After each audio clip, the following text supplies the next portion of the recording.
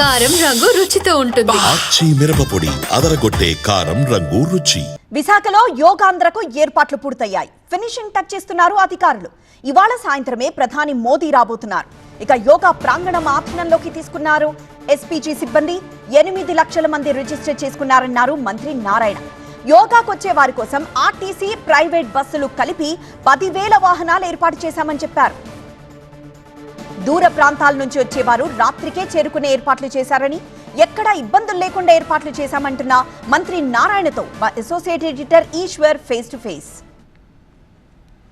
మంత్రి నారాయణ ఉన్నారు. నిరంతరం ఈ యోగా డేకి సంబంధించిన ఏర్పాట్లను పర్యవేక్షిస్తున్నారు. దట్టు అర్లీ మార్నింగ్ ప్రోగ్రామ్ 6 గంటలకి అందరూ వెన్యూకి చేరుకోవాల్సిన నేపథ్యం, దానికి సంబంధించిన లాజిస్టిక్స్ కావచ్చు, లేకపోతే అక్కడికి చేర్చడానికి అవసరమైన యంత్రాంగాన్ని అంతా స్వయంగా పర్యవేక్షిస్తున్న నారాయణ ప్రస్తుతం అంతా ఉన్నారు. సార్, వీటికి ఎలాంటి జాగ్రత్తలు తీసుకున్నారు? మీరు స్వయంగా ఫీల్డ్లో చూస్తున్నాం సార్ రెగ్యులర్గా. 21వ తేదీ మార్నింగ్ ఏదైతే ఇంటర్నేషనల్ యోగా డే మన రాష్ట్రంలో విశాఖపట్నంలో ఏదైతే చేస్తున్నామో దానికి భారత ప్రధాని వస్తున్నారండి. ఫైనల్ టచెస్ 1% మరొక కొన్ని గంటల్లో పూర్తవుతుంది. సచివాలయం ఒక మైక్రో పాకెట్గా తీసుకొని ఈచ్ సచివాలయంలో ఎంతమంది వస్తున్నారంటారో వాళ్ళకి తగ్గట్టుగా యాక్చువల్గా ఏర్పాటు చేశాము. అయితే ఇది మార్నింగ్ 6:30 అయినందువల్ల అన్నిటికంటే ఇంపార్టెంట్ టాయిలెట్స్ ఫెసిలిటీస్ని జాగ్రత్తగా తీసుకోవాలి. దానికి సంబంధించి టాయిలెట్ ఫెసిలిటీకి 4,500 టాయిలెట్స్ని ఇతర రాష్ట్రాల నుంచి కూడా తెప్పించినట్టుగా చెప్తున్నారు సార్. అటు చెన్నై కావచ్చు, తమిళనాడు కావచ్చు, కర్ణాటక కావచ్చు, తెలంగాణ కావచ్చు, ఒరిస్సా కావచ్చు, అన్ని రాష్ట్రాల నుంచి యాక్చువల్గా వాటిలన్నింటి ప్రొక్యూర్ చేయడం జరిగింది. పార్కింగ్లో కూడా ఏర్పాటు చేశారు. ఈ విధంగా శానిటైజేషన్ విషయంలో అన్ని విషయాలు జాగ్రత్తగా తీసుకుంటారు. ఎన్నింటికి రీచ్ అవుతారు సార్ పబ్లిక్ అంతా?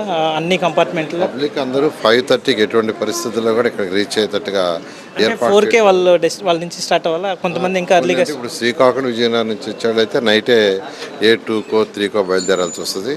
లోకల్ వాళ్ళు అయితే కొద్దిగా అంత బయలుదేరాల్సిన అవసరం లేదు. సో డిస్టెన్స్ని బట్టి వాళ్ళు రీచ్ అయ్యేదాన్ని బట్టి వెహికల్స్ కూడా ట్రాఫిక్ జామ్ కాకుండా ఏ కంపార్ట్మెంట్లు పెట్టాం, ఏ కంపార్ట్మెంట్కి ఏ బస్సు రావాలో కూడా నిర్ణయించాం.